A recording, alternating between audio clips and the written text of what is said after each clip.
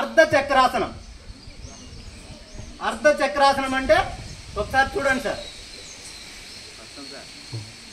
పిటే పాడ్యం అంటే మన రెండు పాదాల మధ్య ఒక అడుగు, మీ రెండు కాళ్ళని కొద్దిగా వెడల్పు చేయండి. కొద్దిగా మీ నడుము భాగాన్ని బాగా గట్టిగా పట్టుకోండి. మీ రెండు చేతులను తీసి మీ నడుము మీద ఉంచండి. స్లోగా బ్యాక్ సైడ్ ఎంత వీలైతే అంత జాగ్రత్తగా బ్యాలెన్స్డ్ గా చేయాలి. అర్ధ చక్రాసనం సార్. స్లోగా చేయాలి. స్లోగా స్ట్రైట్ వచ్చేసండి. Up sir. మళ్ళీ ఒక్కసారి సార్.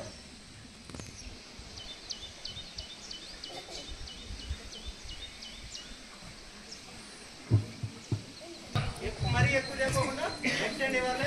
కొంచెం సులభంగా ఉన్నట్టు చెప్పమ్మా. రైట్ హ్యాండ్ పైకి రావాలి సార్. రైట్ హ్యాండ్ పైకి రావాలి. మీ ఎడమ కాల్కి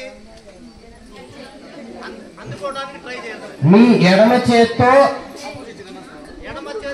ఎడమ కాల్ని అందుకొని కుడి చెయ్యి పైకి లేపాలి. అలాగే మీరు కుడి చేతి హస్తాన్ని మీరు చూడాలి.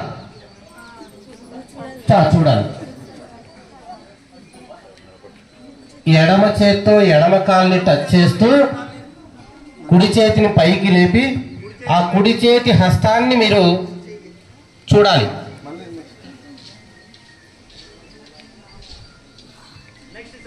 అలాగే ఆ ఎడమ చేతి హస్తాన్ని మీరు చూడాలి.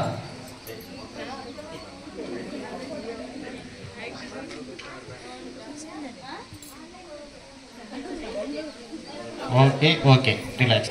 100% మన బాడీ మొత్తం టోటల్ రిలాక్స్ అవుతుంది సార్. ఇది 100%. ఒకసారి కావాలంటే మీరు బాగా అలసిపోయిన తర్వాత దీనికి అందుకే సార్ ఆ పేరు వచ్చింది. మీ బాడీని మొత్తం అప్ టు బాటం రిలాక్స్ చేస్తుంది సార్. అందుకే దీనికి వజ్రాసనం అని పేరు పెట్టారు. అదేవిధంగా మీ లెగ్స్ ముందరికి ఎక్స్టెండ్ చేయండి సార్.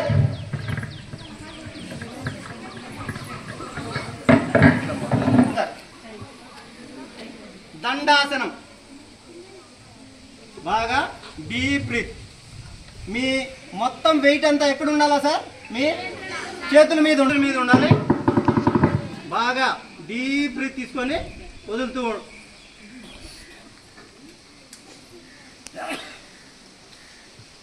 గాలి పీల్చుకుంటూ మెల్లగా ఎంత వీలైతే అంత పీల్చుకున్న తర్వాత నిదానంగా వదలాలి.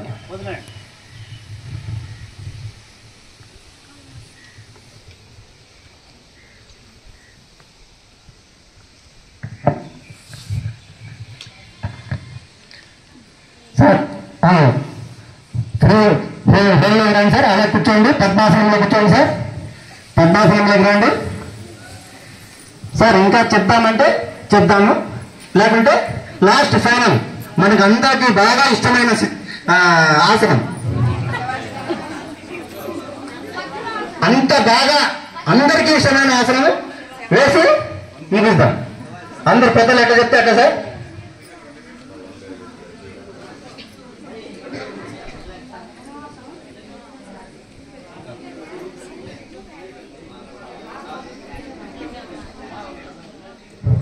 సార్ ఇలా రిలాక్స్ అవుతూ ఇప్పుడు కపాలభాతి చేద్దాం సార్. కూర్చోవడం ఎందుకు? కపాలభాతి. మన లంగ్స్ ని బాగా సెంటర్ చేసుకోవడం. గాలిని ఎంత ఎక్కువగా పీలిచి మన ఊపిరితిత్తుల్లో నిల్వ ఉంచుకుంటామో దాన్ని ఏమంటామంటే వైటల్ కెపాసిటీ అంటాం సార్. బాగా ఎంత వీలైతే